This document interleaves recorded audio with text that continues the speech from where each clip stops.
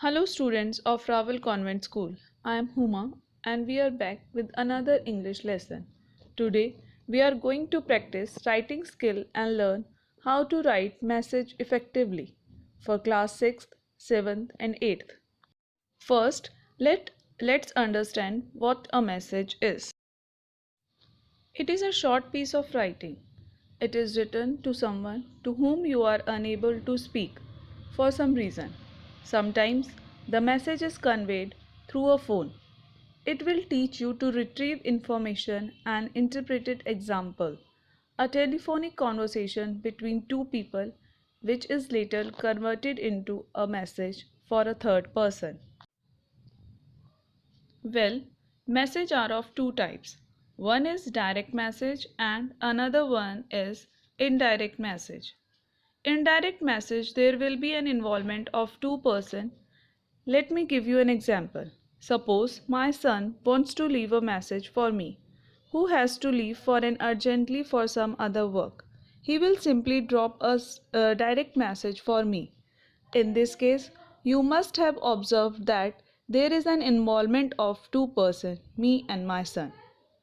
Indirect message: telephonic conversation between two people giving a message to a third person is an example of indirect message. Remember, in examination you will be asked to write an indirect message who will be given a telephonic conversation where there will be an involvement of three persons. One person makes a call, another person receives it, and the same information will be passed on to the person whom it is meant for. Now, before going deeply into this, we should know the purpose of writing a message. It is used to pass some important information. Sometimes it is request someone to do something. In other cases, a message can be written to give sort of explanation or to apologize to someone. The format of the message contains date, time, name of the person to whom message is directed, body of the message, and the name of the writer. Children, this is how you need to draft your message. First of all, open a three-sided box which is thick, black and outlined so that the presentation is good. Then write the word message in block letters to the top center of the box. Next comes the date, which can be written in the two formats: 10th April 2020 without any comma and th, or April 10th, 2020. Remember, we just pronounce it as 10th, but we write only the number 10. It should be written left hand side margin of the box and to the same line towards write down the time. Next comes the salutation. Coming to the next is the body or the content. Don't forget to adhere to the word limit, which is 50 words. Here you must mention the name of the caller from whom you have received the message. After that, the message should be written very clearly. The language should be used lucid, precise, and concrete to avoid any sort of confusion. It has to be written in reported speech only. Remember, children, you are not supposed to use any additional information. Lastly, name the addresser who is dropping the message and close the box. Here are some important points which you must keep in mind while writing a message. A message is always written in a box. No address of sender or receiver is required. Do not forget to write date or time. Salutation should be brief and appropriate. Example: Sam or Mom in case of a known person, Mr. Sharma in case of an unknown person. Only the most important detail should be written. indirect or reported speech should be used. The word limit for a message is 50 words. In the body of the message, you must write these three things: who called, why he called, and only follow up if required. Do not forget, no new information should be added. As I have said earlier, in an exam, you may get question in a form of telephonic conversation. Here, I have a solved example for you. Read the conversation between Sam and Joseph.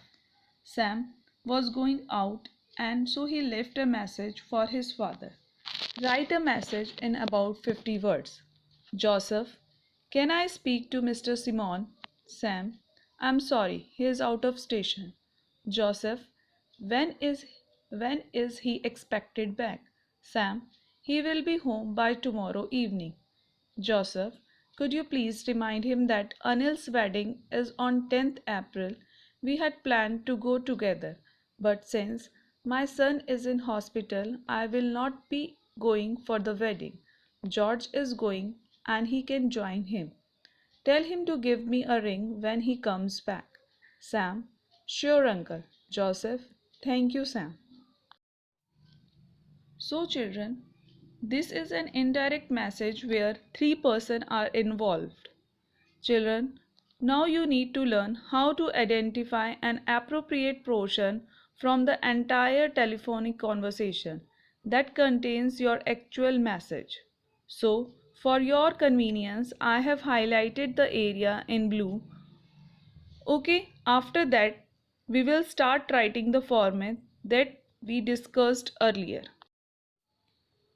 Look at the example sample message where I have written the word message, date towards left, time towards right, dad who is supposed to receive the message, the relevant content, and the name of the addressor, Sam.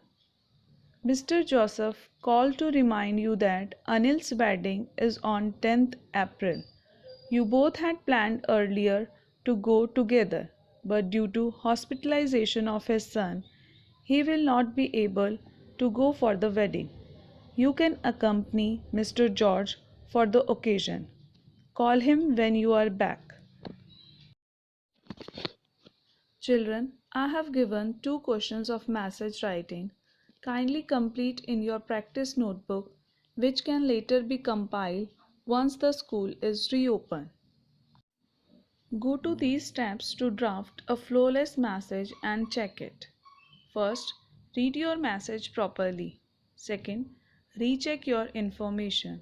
Third, recheck tenses, voice or narration to avoid confusion. Fourth, recheck date, day, time, and venue.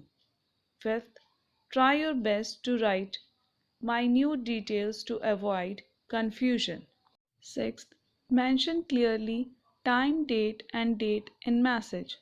Seventh, mention clearly time, date, and place in message if a person has to report or reach somewhere.